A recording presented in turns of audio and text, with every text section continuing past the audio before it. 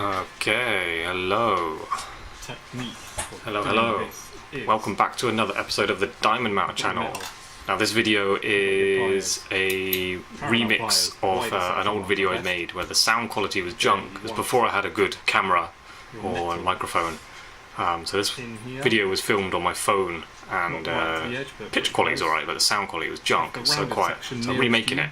And I've basically edited the crap out of it, just cut out loads of chunks because I've got more experience now making videos and I know when I'm editing to cut out things when I'm waffling on about stuff that's not really relevant to what I'm doing. So this video is making the box for your collet for an extra deep stone. Right, you can see on screen now when you get good at this, got a really extra deep bit of metal there, which is difficult to bend without it kinking. So, got its extra wide pliers, which I recommend you get some, or these were homemade, just to grind down one half of a big pair of old pliers. So the technique is, you got that rounded half of the pliers towards you, holding the metal hooked in, keep it nice and straight. Cut a little groove in the plier grip, and that helps metal not slip out. I feel like I'm just squeezing it, not really. So I'm talking about how it's quite a controlled, it takes a lot of strength, and then just understand like levering it, but you do it with control. So you move slowly and put your mind into what you're doing. Put your mind into the pliers, if you know what I mean. Then move it along. And ideally, you just move it along a little bit, and then bend it a little bit. The exactly same amount every time, and you should end up with a nice even curve. I'm just moving along it, trying to keep a nice curve. Do the same amount of curve every time you adjust your pliers. Keep looking at your curve you're making. Watch out for any little flat spots. While we're on the top tips section, looks like I grabbed my 2 times like watchmaker's eyeglass there, so it's just because the curvature is a little bit similar to what I'm doing. So if you can get something perfectly circular, you can just put it next to what you're hand making and just see where you're going. So it looks a bit kinked. That looks a bit horrible. Just lots of flat sections. So I know what to do. I know where to put the pliers, and then have an idea how much to bend it, and you can very quickly even it all out. Don't ask me why. I turn that up into a full circle. You don't need that much metal ever. Like just half of that is fine. And you go straight down. You imagine the centre. So now I'm talking cutting the groove to bend it up. Always go right down. I always picture like a T shape from the very top edge going straight down. It should be like a perfect capital letter T, and then if it was a circle, which that is a circle, going down to the centre.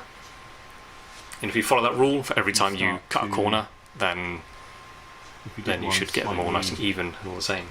Take a sip of my tea. That's exaggerated. But when you fold it up, when you folded the whole collet up, Chris. It's not going to end like that. One end's going to go up. Yeah, just talking about lining it up. Ruin it. Yeah, alright, I think go it's on. quite important to always get that cut nice and straight. I've edited this video and now I'm just narrating over it, so I haven't got control to change it. So starting it off with my saw blade, doesn't matter too much where you do the first one because you're not starting on a corner anyway. Needle files, one with the tri-square, the other one the square. So yeah, I've got 2 files. The triangle. I go from the saw blade to the tri-square file, needle file. Using that edge. Cut that groove in there. Groove in. Again, always keeping it straight. But then you've got to move on to the square because you need that right angle kind of groove because you're folding the metal up into a right angle.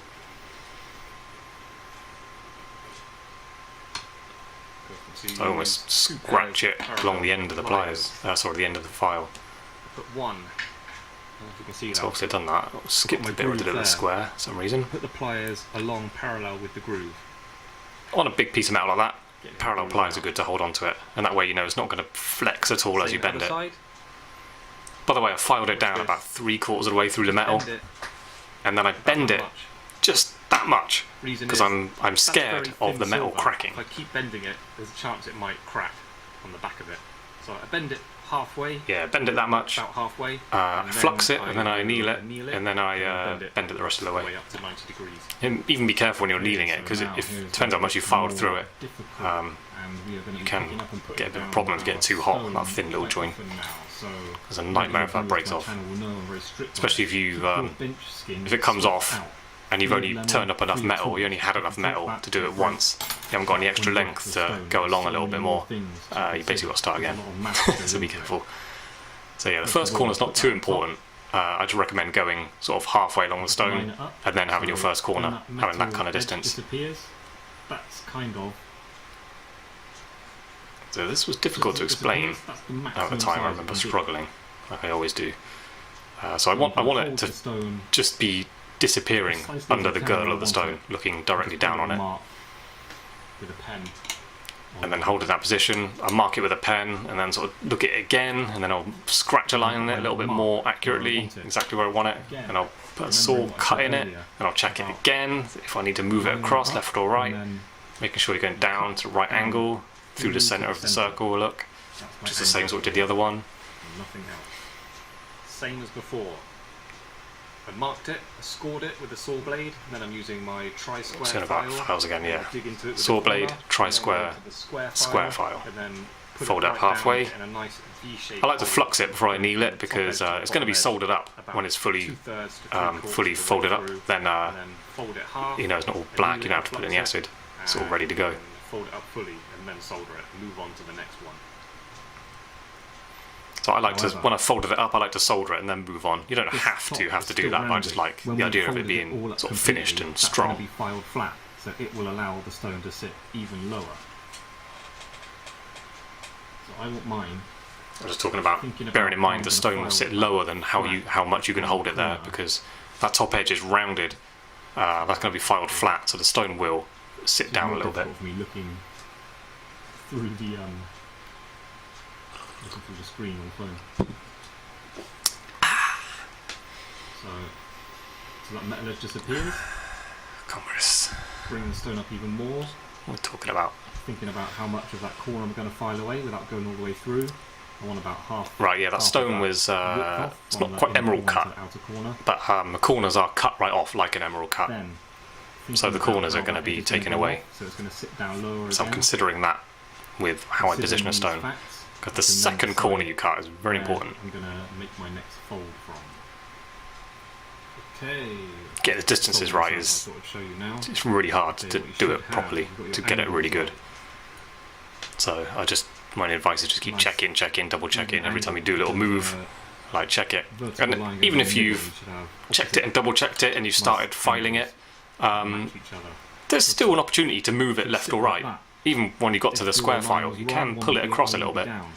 Always file that inner corner off, and then the stone will sit down how you want it to.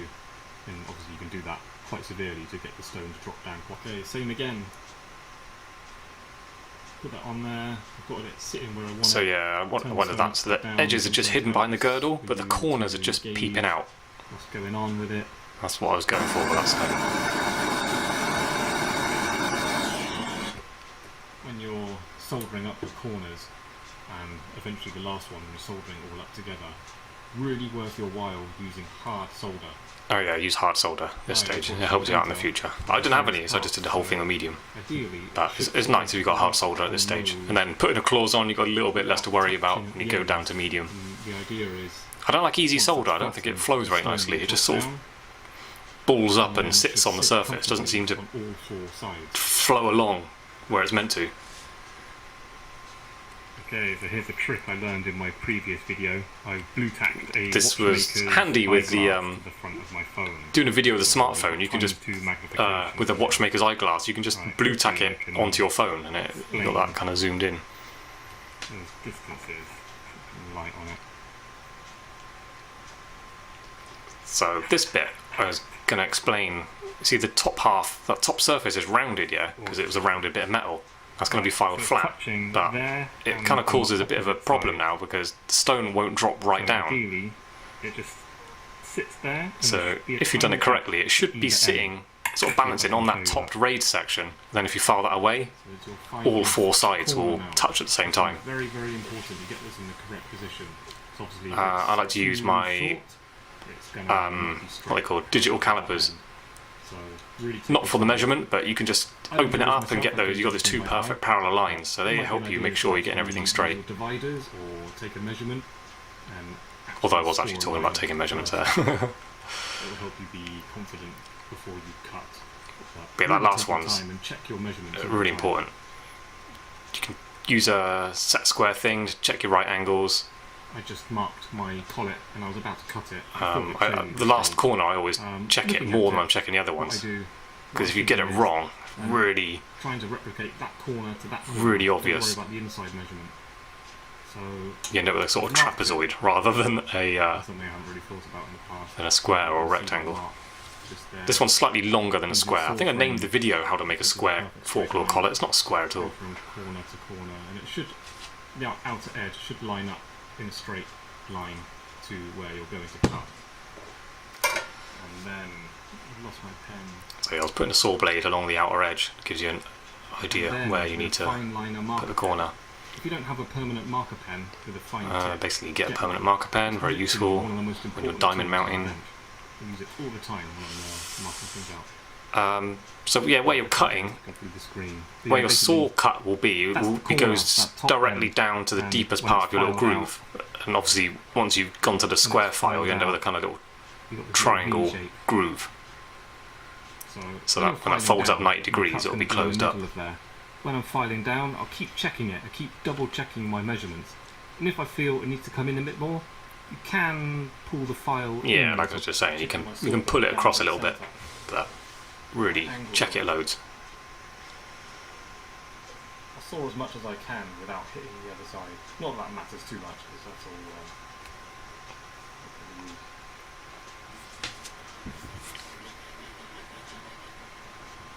The original video, I just put far too much footage in of me working. It just the video is still up on my channel. It's like an hour 50. I won't do that again. Like I did with my pendant, halo pendant. I'll chop it up into like 3 parts. I'm about to do a 3-stone ring. That may possibly be a 3-parter again, maybe 2. I don't know. That'll do. And you do tri-square again. So yeah, talking about my needle files. All right, yeah, Chris, you already said that.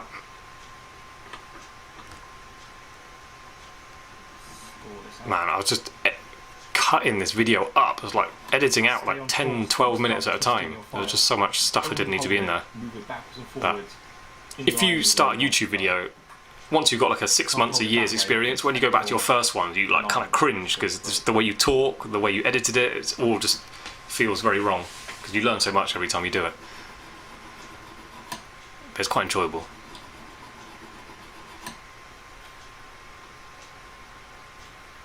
Remember to sort of take a second, look back at the whole thing. Do you like where it's going? Are you wandering off your line a little bit? I am actually. I'm going to pull it in a little bit. Yeah, I felt like my So we're talking cut was out a little bit, so I decided to pull it across.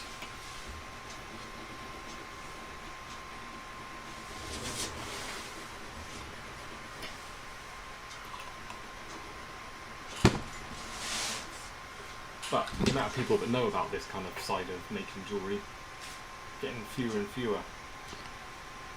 It's all made in China, all done with cats. I was just complaining about not enough people hand making jewellery anymore.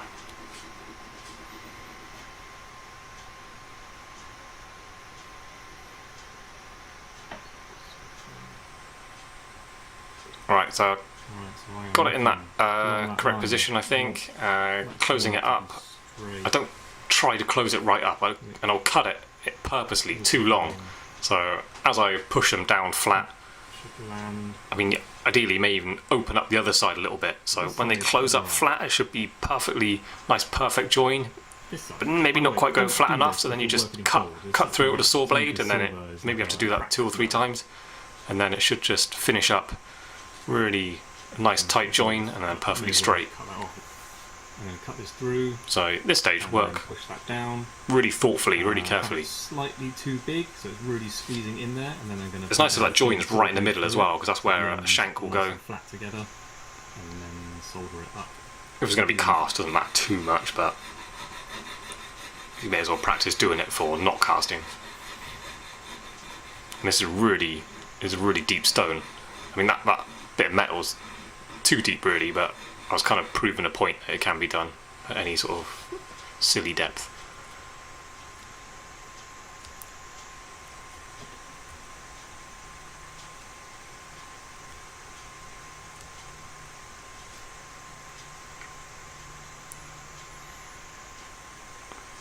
Washing it down. See now. Just too big. You might force it in there, and then it's going to... Yeah, I think I said I was going to force it flat, which will push it all out of shape, but then by as I'm cutting it, sawing through the join, it should close it all up again. But it's difficult when you've got two bits of metal pressuring into the join, and you put your saw blade through it. It grips it, gets really hard. You've got to keep going. If you stop and start, it's never really works out very nicely. With a squeeze, I'll be holding it together like that when I'm soldering it. It should measure up quite good.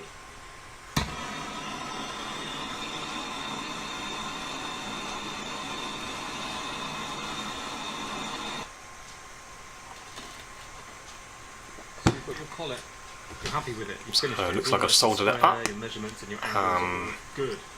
Next stage, we're moving on to filing. So to file it up a little bit. I like using a nice coarse file. Just hacks into the metal really fast. Right. So I'm going to flatten it a bit more, but just to double check. I've taken the top off already. So yeah, it's flattened out on top. Again, be careful with it though. Don't go too far or work too fast, because you've made it. That top edge is what you've gauged the fitment to the stone, so you can't take it down too much, obviously, because it's tapered. You take too much off, you're making it smaller. Next, on the sides, again, secure it against your peg.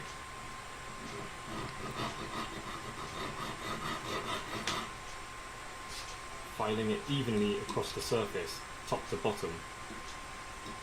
Just make sure your file's nice and flat on it, sort of cutting from the top to the bottom at the same time, so you're not changing the angles.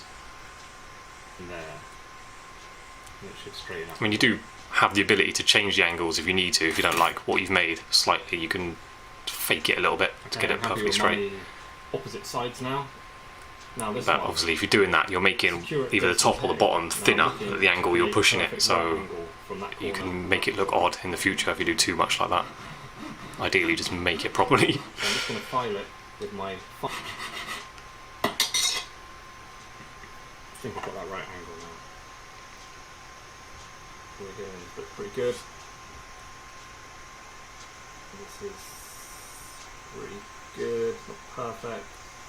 No. When you're checking your angles, be really critical on yourself. Be your own worst critic. And if you don't like it, make an adjustment. Okay.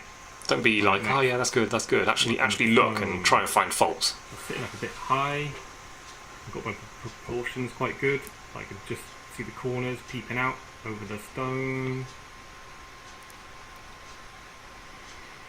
Next thing. I mean, that stone sticks up so high. How it's going to sit when it's set. So I took out a load of metal from the inside to get it down. Stone's got a bit of a belly on it sticking there. Use your 10 times loop. All stones, yeah. All the way around. See where the stone is touching. They're cut a bit odd underneath, so you have to really specifically make your collet for the stone. That stone had a kind of belly. It was like bulging on the sides, the longer sides.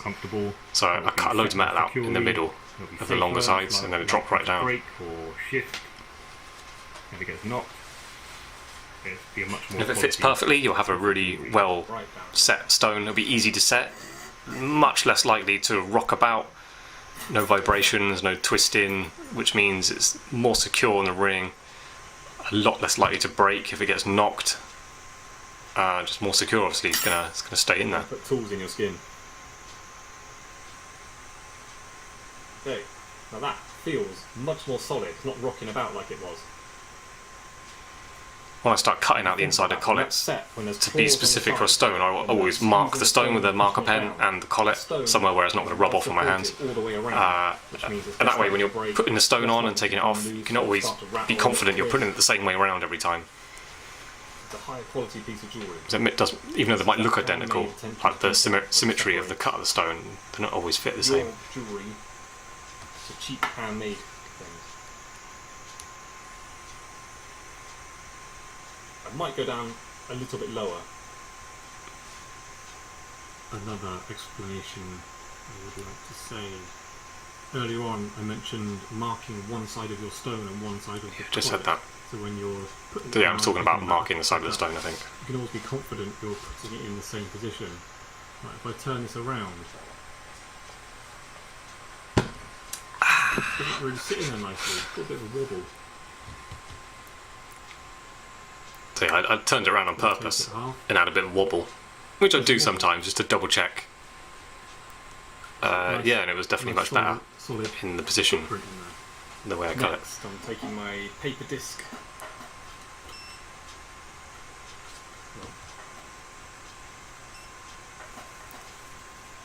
Paper disc in the sides.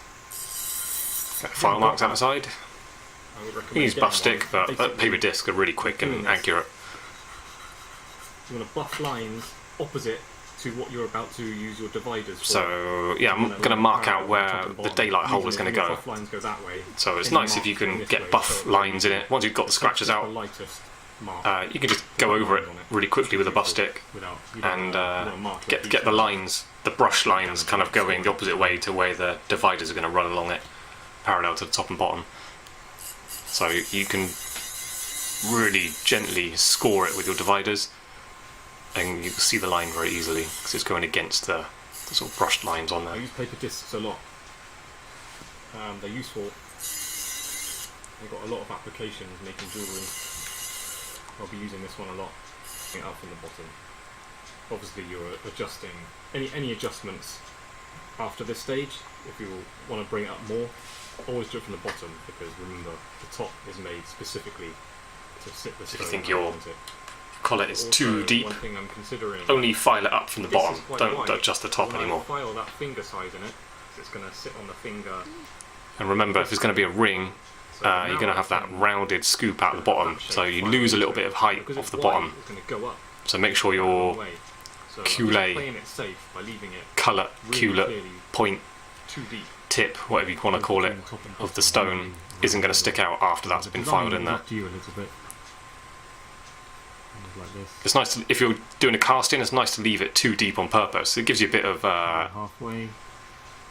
leeway, a bit of space to file it differently for different people's rings. You need to consider, this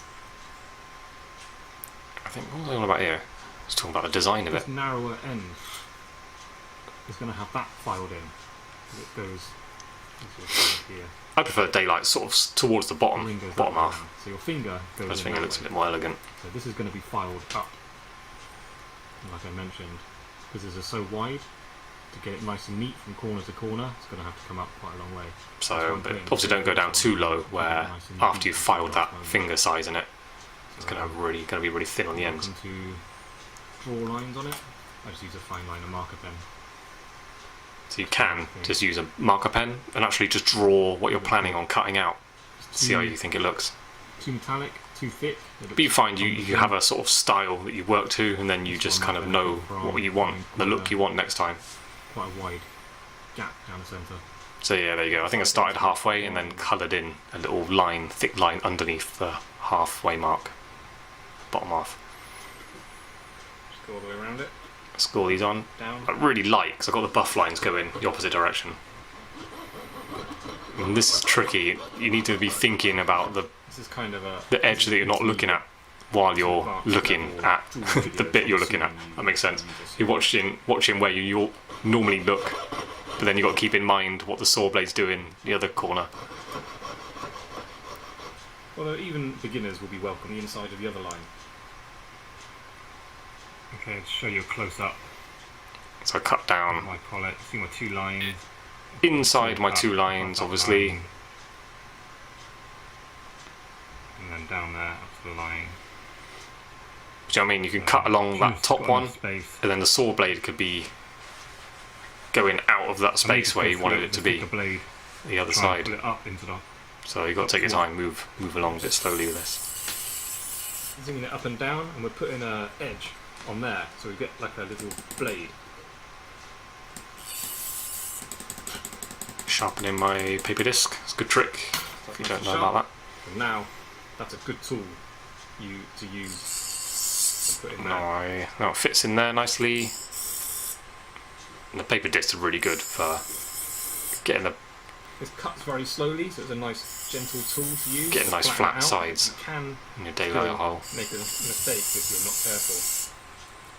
So we're cutting here, but I'm also thinking about the other end. I don't want to be Yeah, you still got to be careful with your angles I'm like talking this, about. or making mistakes where I'm not looking. So all you can do is straighten it out, which makes the daylight much wider. Might not have been the look you want. Knows is how my stone fitted well before. I think it sits up really high. I'm gonna cut out this edge. Yeah, it's still sitting up high. Down. But you can see the stone through my daylight hole. But yeah, with your daylight hole you can see, gives you another little angle to see the stone, see how far it's going down into it. Look at that end now. I'm literally just using ball phrases to grind it out. I looked around it with a 10 times loop, see where the stone is touching, and then just grind that out. And it should drop down a bit more. I've been taking away all that. I just went up and down. I did most of it, I did all of it with a ball. So this video is literally just doing this box part, so there wasn't any getting your stone to fit, cutting a daylight hole. And what I would do after this, I'd put the... See, I've only done half that daylight hole, yeah, one half. Put the 2 claws on, make sure they're soldered on really well, top and bottom. And then you can cut the other half of the daylight hole, because it's joined together by the claws. And then put the last 2 claws on. That's how I proceed. To be too thin, because it's going to be cast, and after casting you have to buff the sides and polish. So consider casting, things shrink as well, and you need more filing. Comes in as well, which will make that even thinner. Oh, ended. Alright, thanks for watching guys. Don't forget to hit like and subscribe. Not all my videos are going to be a bit weird like this. Stay tuned. Planning on doing... got a few new ideas for the channel. I'm doing some more shows. One's called That Skull Ring. The other one's called Designing from Inspiration, where I go out and I find things and then we just random stuff out on the streets, and then we turn the design of that into a piece of jewellery. That's going to be good, and that's going to be ongoing things. I've got loads of ideas for that. And before I do that, what am I doing? Oh, that 3 stone. Yeah, I've got stones on my bench ready to go. So this week I've been doing customer stuff. Next week, I think Friday, tomorrow, I've got all day. I've got a day off work, so I've got a free day. I'll finish the customer stuff, and then Saturday I will start doing YouTube stuff again. Thanks for watching. See you next time. Bye.